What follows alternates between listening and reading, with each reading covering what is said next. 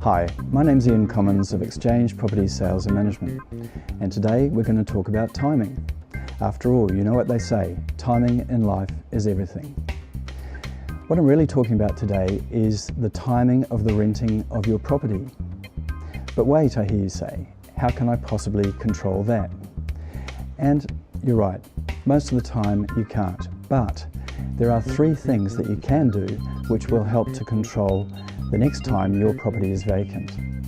Well, first and foremost, we can control the length of the fixed term agreement. So for example, if we're signing a new fixed term agreement in November or December, the last thing we want to do is end it in November or December, because that is quite a challenging time of year to find a tenant. I mean, you think about it. Would you want to be moving into a property on Christmas Eve, for example? Well, if you were moving into a property on Christmas Eve, you would be looking to find a property in late November or early December.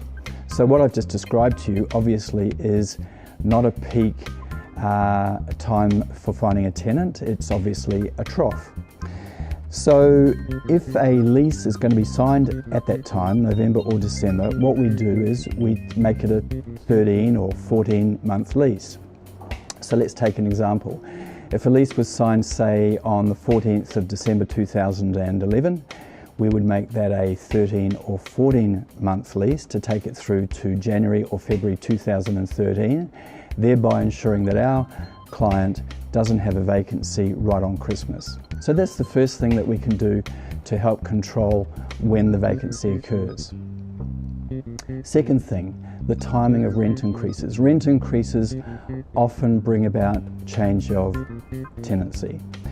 So therefore the timing of issuing of a notice of rent increase is also important.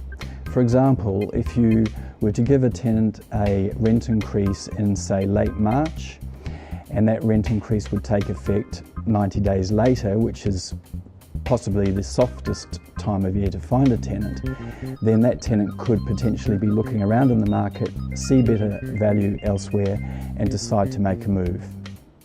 And the third thing that we can do to help manage the timing of the vacancy is to encourage your tenants to always be in a fixed term agreement.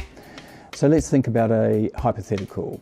Your tenant signs a new lease, and it's a 12-month lease, and obviously in 12 months' time that fixed term agreement ends and they roll on to what we call a periodic or ongoing agreement. Now that agreement has the same terms and conditions as the fixed term agreement, it just doesn't have an end date. Now, because of the changes to the Residential Tenancies Act, some interesting things happen here. As soon as that tenant's rolled past the end of that fixed term agreement, you, if you want them to leave, need to give them 90 days notice. Conversely, the tenant, if they want to leave, only needs to give you 21 days notice. So there's obviously a bit of an imbalance there. And the even more interesting thing is that once you've given that tenant 90 days notice to leave, they could literally turn around the next day, hand back the keys, and they're only obliged to pay rent until that day. Now, if you think about it, this really opens up an area where you definitely lose control of the timing. So how can we mitigate that? We need to encourage that tenant to always be in a new fixed term agreement. So how do we do this? Well, primarily it's a bit of stick and carrot. So the stick is the rent increase, and the carrot is a sweeter or softer rent increase if they agree to sign a new fixed term agreement. So hypothetically speaking, let's assume that we're giving the tenant a notice of increase, and that increase is going to take effect at the end of their current fixed term agreement, and we might say give them an increase of $70 or $80.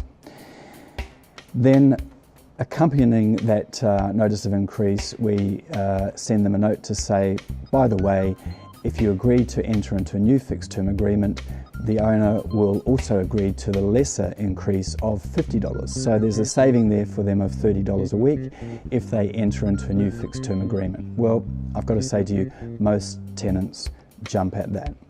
So this is one way to encourage your tenants to enter into a new fixed term agreement, and that of course passes the control back to you and helps to mitigate or control the timing of the vacancy of your rental property. So that concludes our discussion today on timing. If you'd like to know more, there are a couple of blogs on our website that you might find interesting. One is called Maximising Rent, Minimising Vacancy, and the other is called Finding the Sweet Spot.